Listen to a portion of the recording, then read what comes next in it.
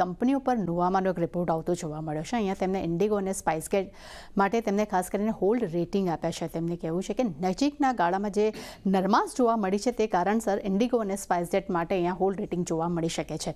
તે સાથે તેમને એ પણ કહ્યું છે કે ઇન્ડિગો માટે પ્રમોટર સેલિંગ ઓવરહેંગ હવે થતું જોવા મળી રહ્યું છે. પરંતુ ડિસેમ્બર 2024માં સ્પાઇસજેટ અને ઇન્ડિગો આ બંને જે પોતાની ફ્લાઇટ્સ જે છે તેમને 25% થી 27% MOM ધોરણે તેમને વધારી છે. તે સાથે જ એર ઇન્ડિયા ગ્રુપના માર્કેટ શેરમાં 65 બેસિસ પોઈન્ટનો ઘટાડો આવ્યો છે. પરંતુ ખાસ કરીને 2024માં સ્પાઇસજેટ અને ઇન્ડિગોના માર્કેટ શેરમાં 45 બેસિસ પોઈન્ટથી 32 બેસિસ પોઈન્ટનો વધારો થયો છે. તે સાથે તેમને એ પણ કહેવું છે કે ખાસ કરીને એર હેલ્પ જે સર્વેક્ષણ મુજબ જે રિપોર્ટ આવ્યો છે તેના હિસાબે ઇન્ડિગો 103-109 રેન્ક પર પોતાના સુધારવા પર એક ફોકસ આપી રહ્યું છે. ત્યારબાદ ઇન્ડિગો પર ઇલારાનો રિપોર્ટ પર નજર કરીએ. અહીંયા તેમને રેટિંગ અપગ્રેડ કર્યા છે અને તેમને ખરીદારીની સલાહ આપી છે. લક્ષ્યાંક તેમને ₹5,309 પ્રતિ શેર કર્યા છે.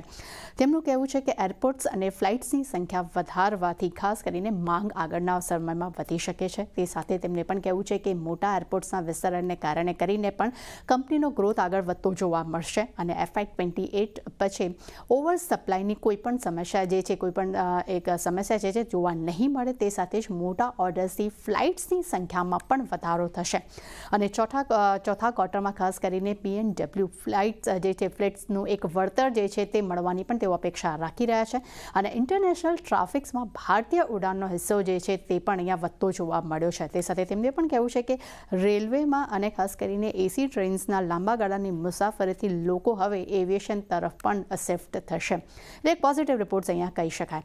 ત્યારબાદ બજાજ ઓટો પર ઇન્વેસ્ટનો રિપોર્ટ્સ પર નજર કર્યું. અહીંયા આપણને બાય રેટિંગ્સ જોવા મળ્યા છે. લક્ષ્યાંક તેમને ₹13,550 પ્રતિ શેર કર્યા છે. તેમનું માનવું છે કે EV સ્પેસમાં માર્કેટ શેર્સ વધી રહ્યા છે. તે સાથે જ નવા જેટલા પણ EV ટુ વ્હીલર જેટલા પણ સ્કૂટર્સ છે તેના ઉત્પાદન પાછળ ખર્ચ કંપનીનો તીવ્ર એમાં ઘટાડો જોવા મળ્યો છે અને ખાસ કરીને સ્થાનિક ટુ વ્હીલર્સના પોર્ટફોલિયોના ગ્રોથ જે છે તે મજબૂતી તરફ જોવા મળી રહ્યું છે.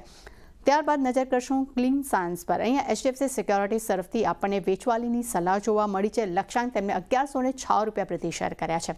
તેમનું માનવું છે કે H1 FY25માં 4 નવા રિટર્ન અર્નિંગ્સ લાઇટ્સ તેમને ખાસ કરીને રિપોર્ટ જે છે તે તેમને રજૂ કર્યા છે થોડા નેગેટિવ છે. આ કારણસર અહીંયા આપણને એક નેગેટિવ રિપોર્ટ જોવા મળી રહ્યા છે.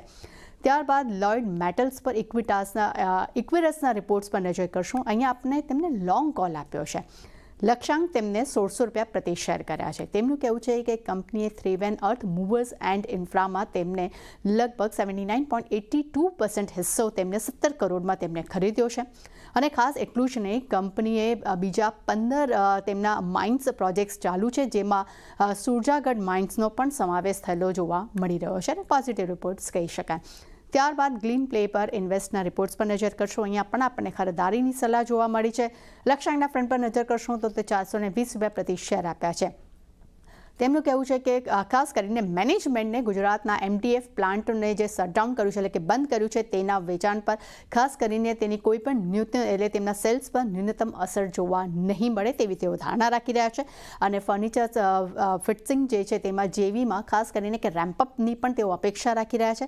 સાથે તાજેતરમાં MDFના ભાવમાં જે વધારો થયો છે જે કંપની માટે ખૂબ જ એક પ્રોત્સાહજનક વાત છે. તે સાથે તેમનું એ પણ કહેવું છે કે જે કિંમતમાં વધારો થઈ રહ્યો છે તેને કારણે ત્યારબાદ પણ એક સ્થિરતા તેઓ જાળવી રાખવા પર તેઓ ફોકસ આપી રહ્યા છે. અને છેલ્લે નજર કરી લે JSW ઇન્ફ્રા પર. અહીંયા ડેમ કેપિટલનો એક રિપોર્ટ આવ્યો છે. તેમને ખરીદારી સાથે કવરેજ શરૂ કર્યું છે. લક્ષ્યાંક તેમને ₹400 પ્રતિ શેર કર્યા છે. તેમનું માનવું છે કે દેશની સૌથી બીજો મોટો એક પોર્ટ ઓપરેટર કંપની છે. તેટલું જ નહીં તેમને પણ કહેવું છે કે કંપનીની કાર્ગો હેન્ડલિંગ ક્ષમતા જે છે તે 170 MTPA છે. એટલે પોઝિટિવ રિપોર્ટ્સ અહીંયા આપણને JSW ઇન્ફ્રા માટે જોવા મળી રહ્યો છે. એટલે ખાસ કરીને નીરજ જેટલા પણ મેં રિપોર્ટ્સ આવ્યા છે જેમાં ખાસ કરીને આજે ઇન્ડિગો એક આપણને ફોકસમાં જોવા મળી શકે છે. એટલે જો